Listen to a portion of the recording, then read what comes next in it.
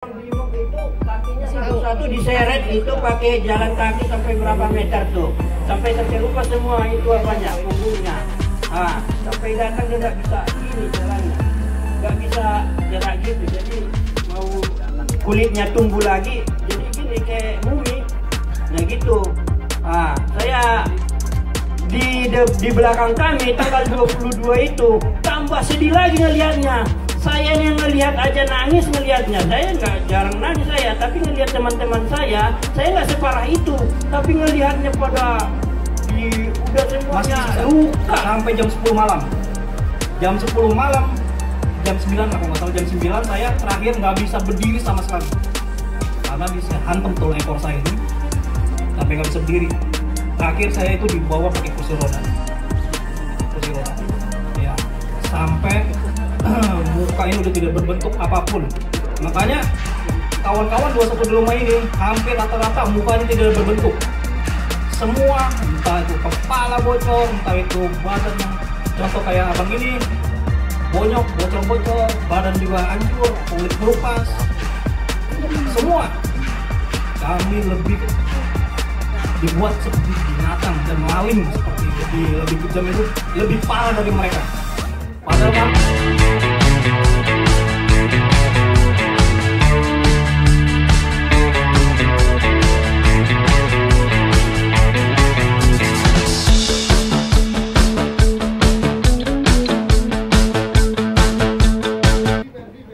Bismillahirrahmanirrahim. Assalamualaikum warahmatullahi wabarakatuh. Waalaikumsalam. Merdeka! Merdeka! Kalau ingat ya, pas nih di belakang kita ini nih, di Bawaslu, pada 21-22 Mei 2019. Pada waktu itu agendanya itu kita menyampaikan bukti-bukti kecurangan Pilpres 2019. Ya, pada waktu itu 20 hari puasa Ramadan. Yang kita udah waktu itu setting beberapa masjid mau tempat itikaf ya. Qadarullah ya di Polda Metro Jaya yang dapatnya. Ada 3 masjid yang dipilih. Qadarullah ya itikafnya di Polda Metro Jaya gitu. Luar biasa waktu itu penangkapannya itu. Saya orang yang pertama ditangkap itu di antara rekan-rekan saya yang 26 pada tanggal 21 malam jam 9. Waktu itu kalau saya aslinya Medan, satu kampung sih sama Pak Bang Ganda itu. Horas. Tapanuli Tengah. Ya. Jadi luar biasa waktu itu ya, kami penindasan yang dilakukan itu 26 rekan-rekan saya yang pertama sekali dimasukkan ke pos Bawaslu itu tuh. Yang diinjak-injak apa yang kena aja. Ada pakai helm anti huru hara itu langsung dibanting. Darah muncar kemana-mana itu. Kalau melihat darah tuh di apa itu udah amis lah darahnya gitu ya, kekejamannya. Saya rasa juga ini di luar kebiasaan ya. Brimob ini kok beringas sekali, dia nggak ada rasa kemanusiaannya. Semuanya udah minta ampun, teriak Allahu Akbar, masih tetap aja digulung. Apa aja, mulai dari tongkat, helm anti huru hara itu digebukin terus, sampai bengkok-bengkok udah nggak muat. Namanya berapa kali berapa aja di situ ya, ditumpuk 26 orang. Udah kayak apalah dibikin cuek di situ, ya. Udah kayak ikan ya, cuek. Udah kayak ikan cuek. Semuanya udah ada yang nggak kelihatan matanya, ini bonyok, ini kepalanya pecah, ya. Ada yang diseret-seret, ada namanya Yusuf di situ ya. Ini punggungnya ini habis semuanya kikis. Iya betul ya. Jadi kalau orang Bimuk itu kakinya satu-satu diseret itu pakai jalan kaki sampai berapa meter tuh, sampai terkelupas semua itu apanya, punggungnya. Sampai datang dia nggak bisa gini jalannya, nggak bisa gerak gitu. Jadi mau kulitnya tumbuh lagi, jadi gini kayak mumi. Nah gitu. Saya di belakang kami tanggal 22 itu tambah sedih lagi ngelihatnya. Saya yang ngelihat aja nangis ngelihatnya. Saya nggak jarang nangis saya, tapi ngelihat teman-teman saya nggak separah itu. Tapi ngelihatnya pada udah semuanya luka. Pokoknya nggak ada yang benar kelihatan, wajahnya itu udah babak belur semua. Itu Brimob tuh pelakunya, Brimob Nusantara. Nah, kami diadili sampai tengah malam. Mulai dari jam 4 sore sampai jam 2 malam sampai jam 3 malam itu. Ini sampai sahur di pengadilan itu. Padahal pengadilan ini pengadilan dagelan. Nggak ada yang benar. 22 kali saya di sidang itu, ya. Bahwa saya divonis 4 bulan 25 hari, ya.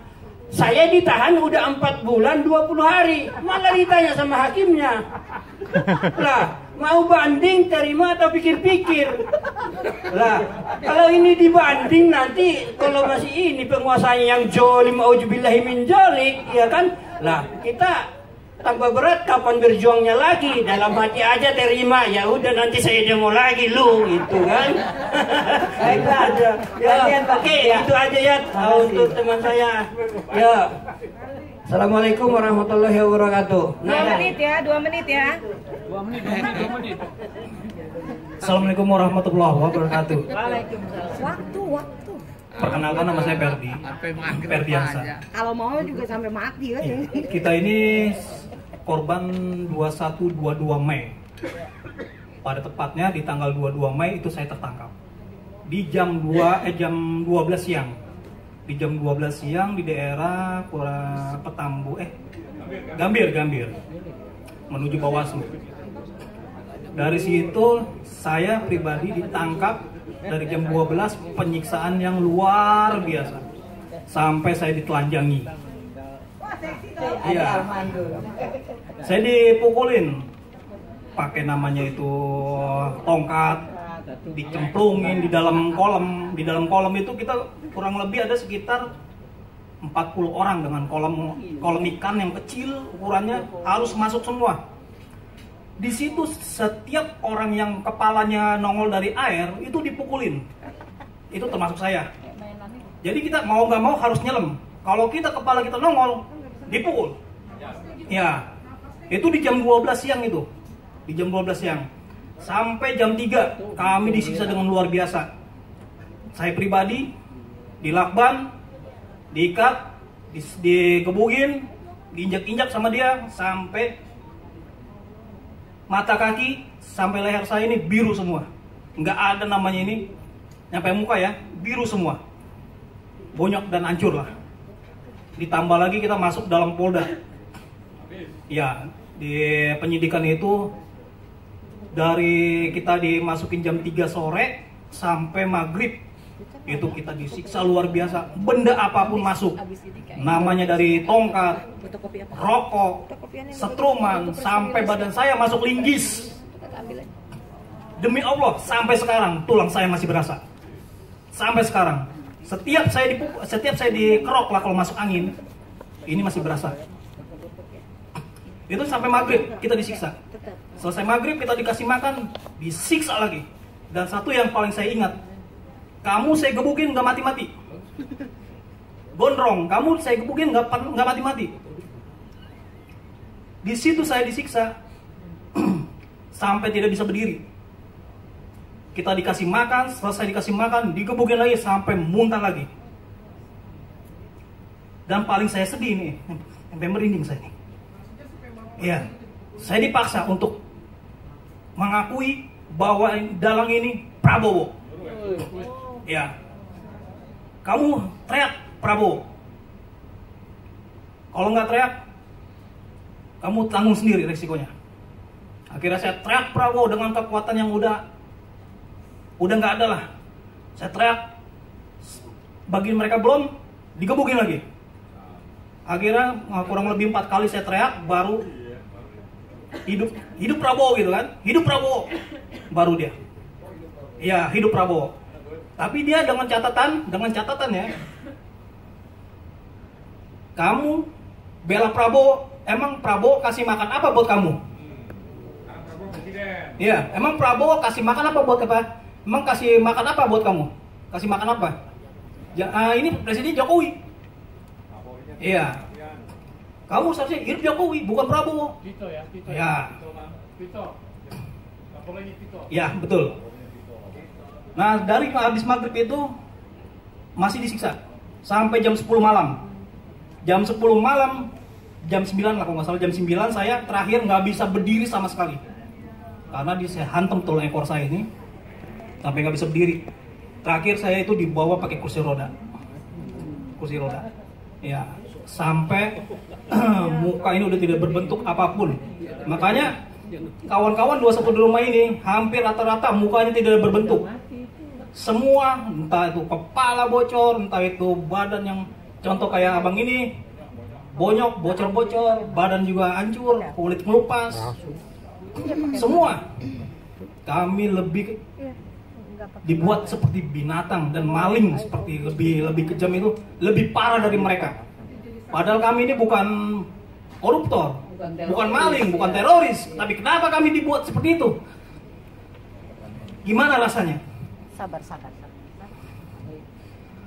Aku tidak kuat lagi, jujur, untuk mengingat momen itu, karena bagi kami itu yang tidak manusiawi. Jujur, secara ekonomi hancur. Semua rata-rata ada yang namanya dicerai istri,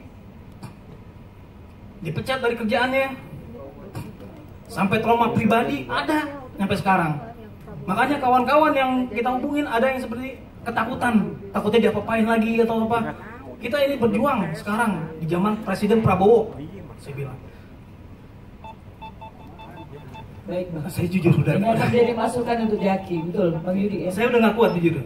Ya paling saya akhiri. Wassalamualaikum warahmatullahi wabarakatuh. Waalaikumsalam warahmatullahi wabarakatuh. Terima kasih banyak abang-abang. Silakan kembali ke